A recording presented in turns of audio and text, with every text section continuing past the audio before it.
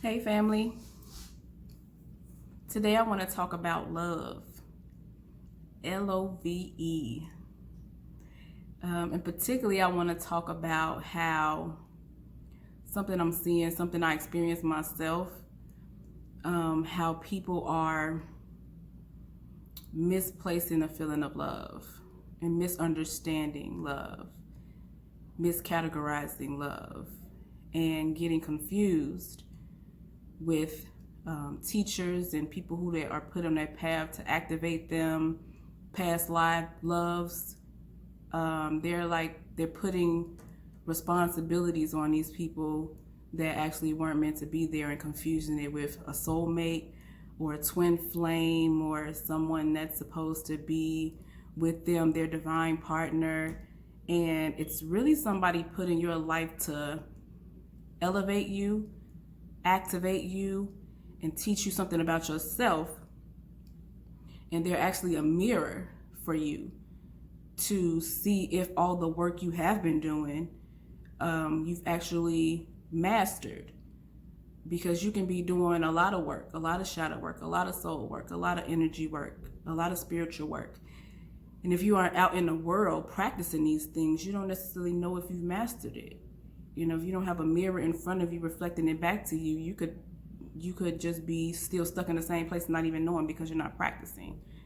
So a lot of times when people encounter people that are brought into their life to be mirrors for them, they misplace it. They misplace their love. They think that that person is supposed to be forever, their forever thing, their person.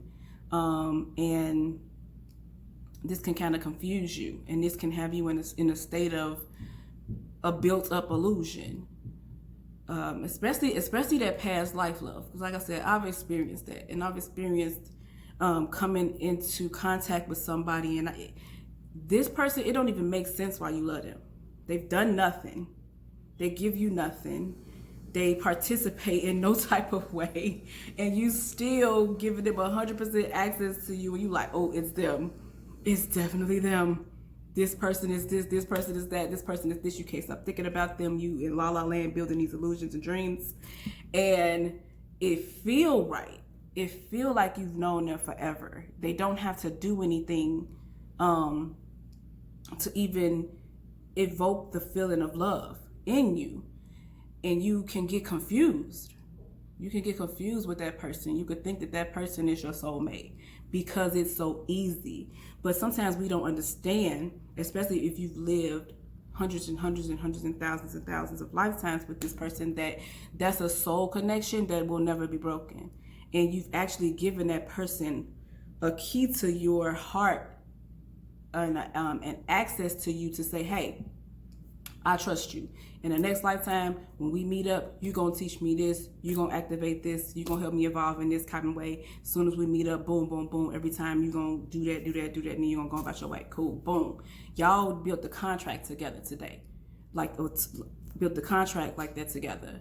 And in this physical world, when we feel that feeling, and since nobody really knows what love is, we confuse it with that, because you can't really tell like most of the time somebody say, when did you start loving something? When did you start loving a person?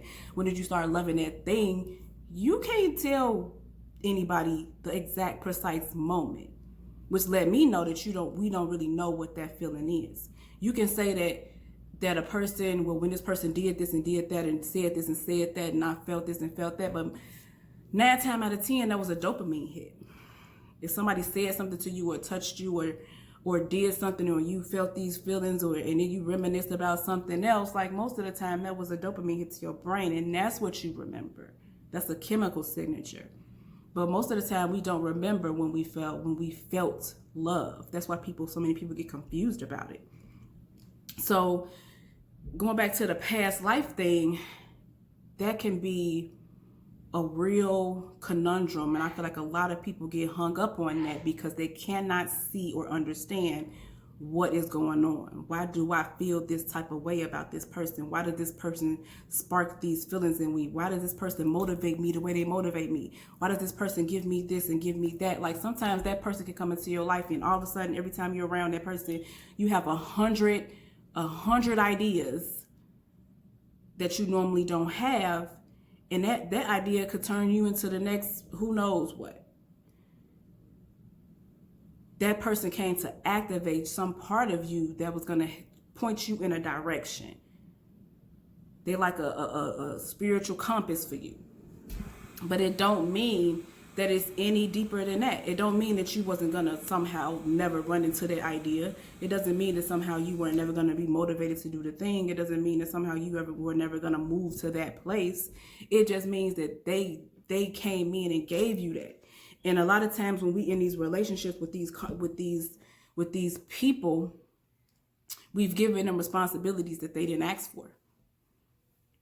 This person making you feel a type of way, they not doing nothing to do that. You gave them that responsibility to make you feel motivated, or spark these ideas, or to make you the happiest you've ever been. Like, they ain't did nothing. That's all on you. So a lot of times we have to like take a step back and see, like, is this person who we really think they are? Because it could be misplaced, confused love. And when it's confused, it's kind of like a lot of times, like when people, you've been in a situation where this is how you know you in an illusion, right? Y'all building this life, y'all think y'all definitely vibing and stuff like that. But if you ever got into an argument with somebody and somebody just screamed out like, I don't even know why the fuck I'm with you.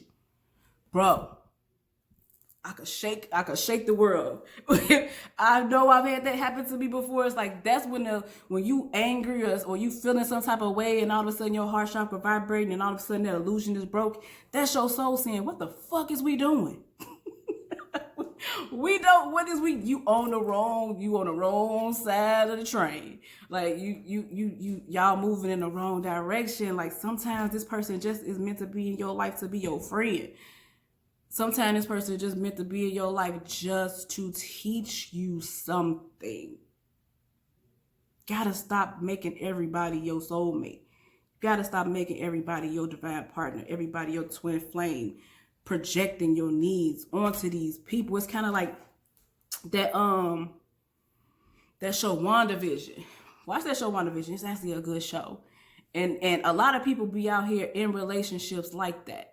Like, they have built these illusions, and everybody around you is playing this role that you've placed on them. And the second that illusion is broken, that person's screaming out for help. Or they lashing out in anger, or they telling you to your face, I don't really think this is right. I don't really think this is gonna work. I don't really think that this is what it's supposed to be. Or, you know what I'm saying? Women, we do this all the time. It'd be a man that tell you, like, I ain't really shit. And you like, oh man, he really, like, I think he really want to be better. That ain't what the fuck he said. He said he ain't shit. What is you doing?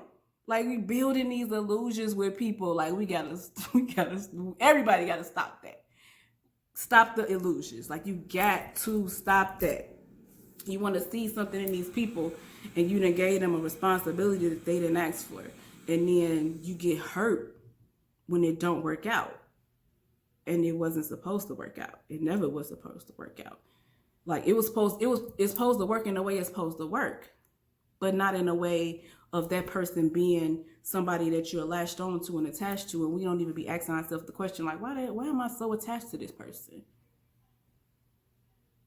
So, like, you can't have people that come here that are your soulmates.